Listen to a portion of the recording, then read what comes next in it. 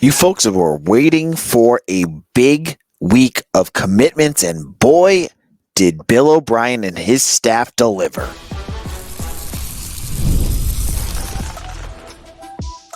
You are Locked On Boston College, your daily podcast on the Boston College Eagles. Part of the Locked On Podcast Network, your team every day. Hello, everyone, and welcome. This is Locked On Boston College. I'm your host, AJ Black. I'm the editor of 247's Eagle Insider. Make sure you check out my work over there. Today's episode is brought to you by Gametime. Download the Gametime app, create an account, and use code LOCKEDONCollege for $20 off your first purchase. Terms apply. Folks, we're going to have a big episode today about recruiting, and I got a little bit of smattering of basketball news about a big-time hire by Earl Grant and his staff. We'll get into all of that on a jam-packed episode of Locked On BC. So we are now past week 2 of the official visit season. There's 4 weeks on this schedule. We have already committed 3 from the first week. And on week 2, we now have a pair of commitments. And the news is not ending there. So let's look at the news of this class.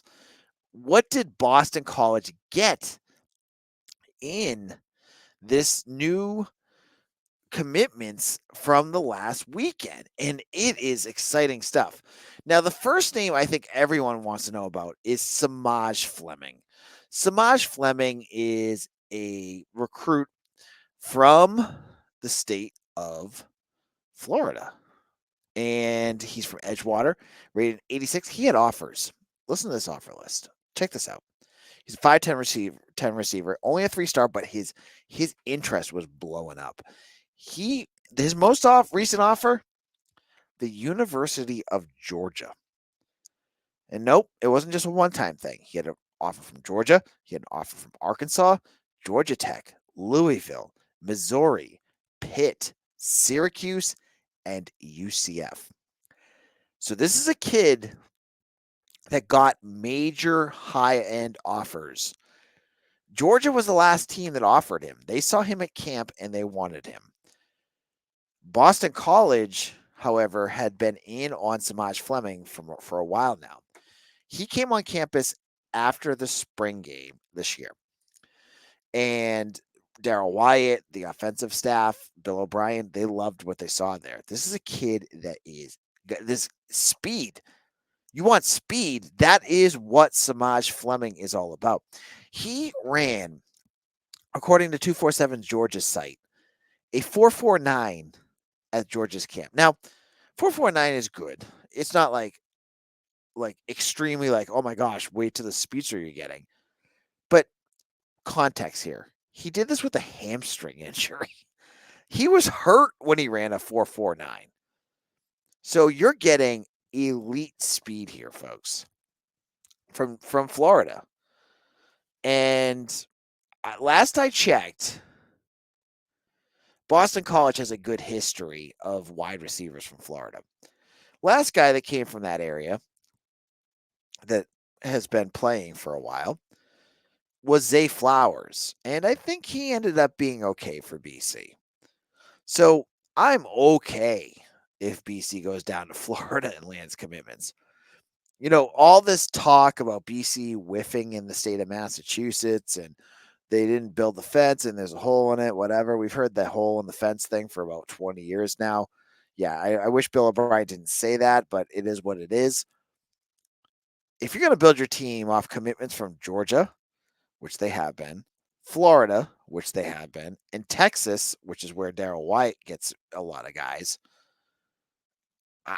Honestly, folks, I don't care about the state of Massachusetts. Get your kids that you can from there. But if there's big guys like Hardy Watts, who is no longer taking an official visit here, good luck. Go have fun. Because getting the Southern kids, they play a level of football that's a different world than what you see in Massachusetts. So I love Semaj Fleming. I think this is a great get for BC. And again, it goes back to Darryl Wyatt. Darryl Wyatt is getting commitments from kids in states that BC is not used to. And he's building up a reputation of wide receivers in at BC that you never thought would happen. If you went back before Zay Flowers and asked people to talk about their favorite wide receivers, you'd hear about Kevin Challenger or some of the older wide receivers that were from the 90s and whatnot. Even you can even go more recently with like Alex Amadon. None of these guys had big NFL careers. You look at what BC has now with Lewis Bond, with Jerron Bradley, Jaden Skeet, Daryl Wyatt, and the staff before him have done an excellent job of building a great group of wide receivers here. And I think Semaj Fleming adds to that. He's the second wide receiver in this class. Both wide receivers are from the state of Florida. Nedrick Bolden, who we talked about before, Anquan Bolden's cousin is committed at wide receiver. So you got two right now. And the kids that they're looking at to fill those last two spots are impressive. Ja'Cory Watson, a 4-star wide receiver from Texas. They've got another kid from Texas that they just Shelton, that was just on campus today for an official visit. Like they're going for some big names here, folks, and I love it. I love what the school is doing, and I love what the new look of what BC is doing, because they now have a school that has a reputation of landing wide receivers. That's not something we're used to here. It is a very new thing, and that is going to make life easier for getting skill players that you want. You just lost out on Bryson Jones, who is a wide receiver from Texas. But you know what? You look at the rest of that depth chart and the big board that they have coming up, you can shrug your shoulders and say, you know what? That stinks. You wished you got Bryson Jones. He was a high 3-star recruit from Texas. But you know deep in your mind that like Daryl Wyatt's going to be able to do that again. Like he's going to get somebody else because they're going to go for 3 or 4 wide receivers. That's what they're looking at. But Semaj Fleming, this is a kid that is going to excite BC fans. I know the staff is very, very high on him. They thought, they love his speed. They talk about it, but watch his huddle film. If you get a chance, go Google Semaj Fleming huddle and watch what you get with speed there, because that is what we're talking about here, folks. BC beat out, some other bigger programs for this kid. That's a good thing. Now, in a moment, we're going to look at another kid from the South that BC landed and talk a little bit as well about what's next for BC football, because there's more coming up. We'll get into all of that in just a moment. It is game time in the NBA Finals, and I am a Massachusetts boy, so I'm excited to see my Celtics. And it would be so cool to get to go to a game. I want to go. I've been a Celtics diehard my entire life. Well, if I'm going to go, I'm going to go with Gametime. Gametime makes getting NBA final tickets even faster and easier. Prices on the Gametime app actually go down the closer it gets to tip-off, with killer last-minute deals, all-in prices, view from your seats, and the lowest price guarantees. Gametime has it all in a beautiful package if you want to go to that game. I love Gametime. I went to a BC game back in the fall. I knew it was going to rain. I needed to get seats that were covered. I looked at what was available for BC tickets. I found it on Gametime. I saw where the view of my seat was, and I was like, boom, those seats right there, they're going to be covered. And I sat through a game that was raining, but you know what? I didn't get wet at all, because those tickets that I got on Gametime, they showed me that I was going to be dry, and that's exactly what I was. So take the guesswork out of buying NBA final tickets with Gametime. Download the Gametime app, create an account, and use code LOCKEDONCollege for $20 off your first purchase, with terms apply. Again, create an account, redeem code LOCKEDONCOLLEGE for $20 off your first purchase. Download Gametime today. Last minute tickets, lowest prices, guaranteed.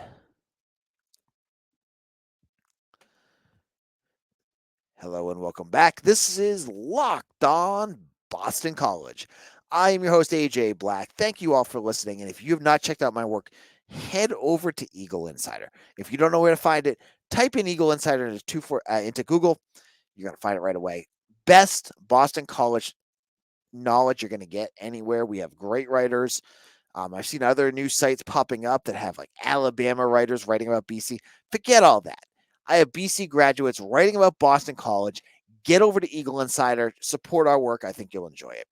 Now, this weekend was weekend number 2 for official visit season, and Boston College did land more than one commitment. The second commitment that they landed was a Georgia safety named Rae Sykes. His dad, I believe, played for Tennessee. He's a 6'2", field general safety, as I would put it. He's not a in the box safety that you see a lot with former BC coach Jeff Hafley's defenses. This is a guy that plays center field. And again, this guy he was a late bloomer. This was a little different than the guy that we just talked about with Semaj Fleming, who had a lot of offers. Semaj Fleming's had a bunch. But he had offers from weakest to strongest. He had an offer from Georgia State, West Virginia, and Michigan State. All of them coming in the last couple of months. So apparently his film caught a lot of attention later in the process. But BC offered, I think in May, he locked in an official visit quickly, got himself down to BC for an official visit, and boom, committed.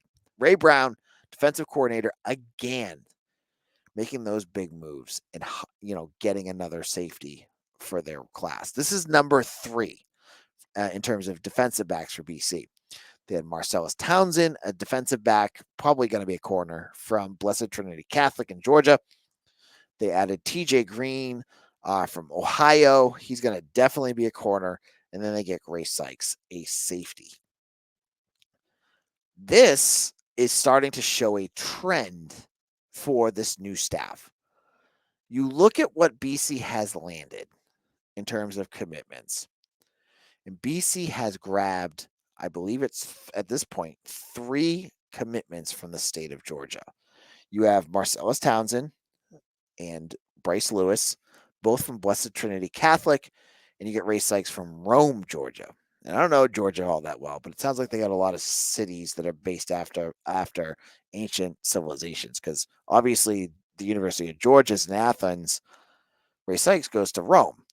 So that is an interesting thing, because I did a little research when I was seeing that Rae Sykes committed. I was wondering, BC, clearly they've had 3 commitments in this class from the state of Georgia, and there's a bunch more that they are in very good shape with. I want to know, over the last 4 years under Jeff Hafley, how has BC done in the Peach State? And to give you some context, BC just this year has landed the same amount of commitments in the state of Georgia as Jeff Hafley did in 4 years at BC. That is a definite emphasis on a state that is very well known for producing college level recruits. So Rae Sykes adds into that. He's a he's got size. Like, we're talking about Semaj Fleming with his speed. What does Rae Sykes bring? What's the X factor that he has? It's size. He's a big dude.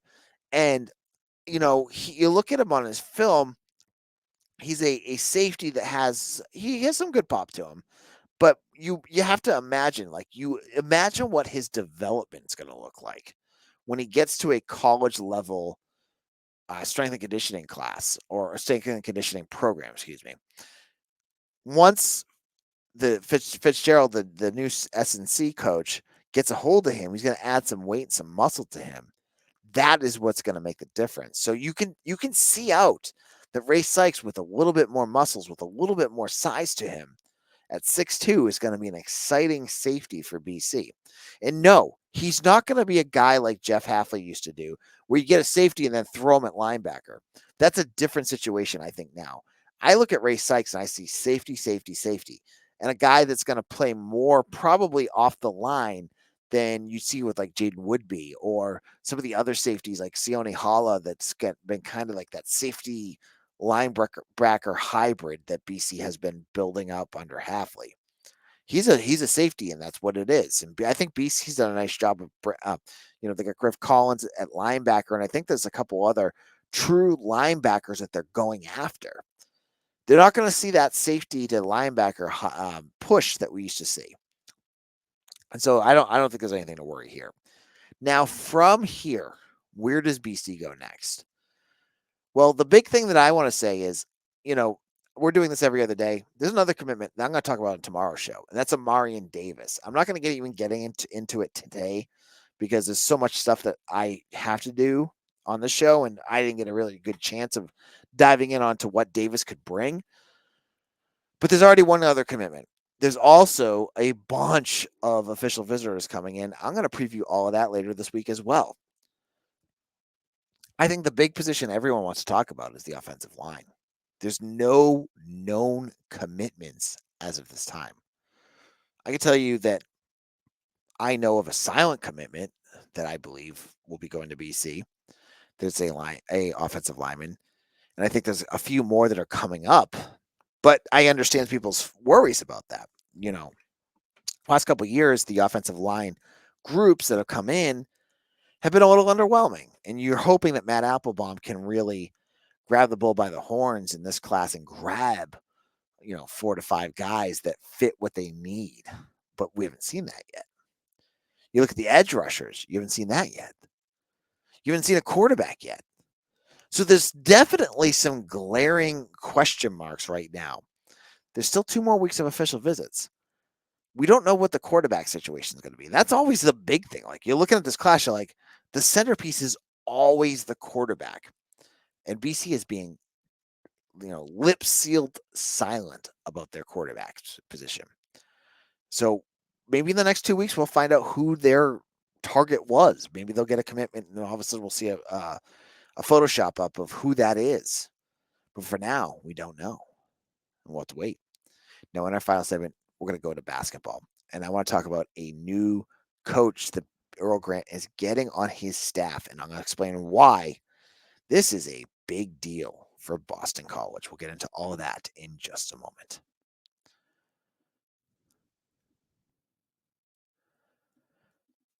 This is Locked On BC. I am your host, AJ Black, and we're looking at basketball here. And a couple of weeks ago, it was more of a quiet news item. Assistant head coach Anthony Goings took a new job. He ended up with the Georgia Bulldogs, and he ended up in the SEC, back in kind of the area where he's known and recruited. So that left an open spot on Earl Grant's staff. And folks have been asking, they're like, hey, Jay, who are you hearing? And BC's basketball, to their credit, is silent about lots and lots of stuff. They don't like to talk about anything. But on Monday, we got news from Pete Thamel that BC has their new assistant head coach. And it's Steve Smith, not the guy that played for the Panthers. This is an assistant that was with the Florida State Seminoles. And he's still there. He was still there until they hired him.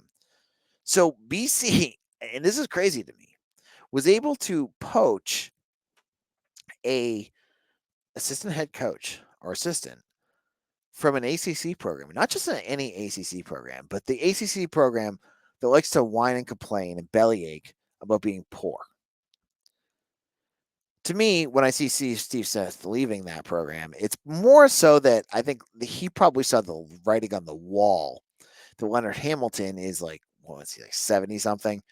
And he's probably going to retire or lose his job. And if he didn't think he was going to be the next one there, get a new job. But BC probably had to pay up a little bit. And so credit to BC and the program itself and Blake James and Father Leahy for putting up that money, because that's not what we're used to. And because I looked into what Steve Smith has done, he has connections with Earl Grant. He coached with them at Clemson for a couple of years. So there you go. But I want to read this from 247. and this is something I wrote, and it was a quote from Florida State's website. And I'm going to read it for you. This is about Steve Smith. Steve Smith has cemented himself as one of the top recruiters in college basketball. He was a lead recruiter for the Seminoles as the program attracted the number 2 recruiting class in the nation in 2021. Smith helped recruit each one of the Seminoles' 2021 newcomers and was largely responsible for helping sign John Butler, the number 1 recruit in the state of South Carolina and a top 50 national recruit. Butler completed his first season in the NBA with the Portland Trailblazers in 2023. Included among the players he helped recruit to Clemson are 2-time All-ACC forward Jaron Blossom Game, second-team All-ACC Marquise Reed, honorable mention Gabe DeVoe, All-Defensive pick Elijah Thomas, All-ACC tournament player Shelton Mitchell. He's also instrumental in the development of KJ McDaniels and Devin Booker. Blossom Game played for the Cleveland, whatever. So what you're hearing here, he's an excellent recruiter. Doesn't that sound like exactly what BC needs? Is another strong recruiter. You lost Goins, who credit to be, when it's due, had his strong moments of being a recruiter. But you're bringing in a guy that's at another level, and that can only be a good thing for Earl Grant. So when I hear that there's an open roster spot, there's one less commitment that they have that they could be using. I hope that they consider either getting a one-year guy or letting a guy like Steve Smith go out there and just get a guy that he can recruit because he's a very good recruiter. This is an awesome hire for Boston College. I know it's only an assistant, but getting good assistants is a big deal. And Anthony Goings, was fine, but you're getting in an immediate improvement, and that's an awesome thing. It almost makes me think, almost from a college level, like we heard from the Bill O'Brien hire that BC's willing to spend more money. And they clearly did with O'Brien and his staff. I've heard that they've actually spent almost up to, more in their coaching pool than they have ever done. When I look at this hire, I think almost the same thing. Like, is BC kind of bucking their trend and actually spending money to get quality staff? If they're doing that, they should continue to build with this basketball program. Maybe Jim Molinari is not the right hire, or Corey McRae. Get your best guys in here and get this program going. Love this hire. I think it's a big deal. As I said, on tomorrow's show, we're going to look at the commitment of Amarian Davis. We didn't get a chance to get into it today's episode, but I'm going to get into it. If you want to read more about it, go over to Eagle Insider. I got it all up right now. We'll get into that. We'll get into some more sports news and a lot more here on Locked On BC. Follow me on Twitter at AJBlack247. Become an Eagle Insider. I hope you join over there. Hit that like and subscribe button before you head out. And we'll hopefully see you all again tomorrow for another episode of Locked On BC, your team every day.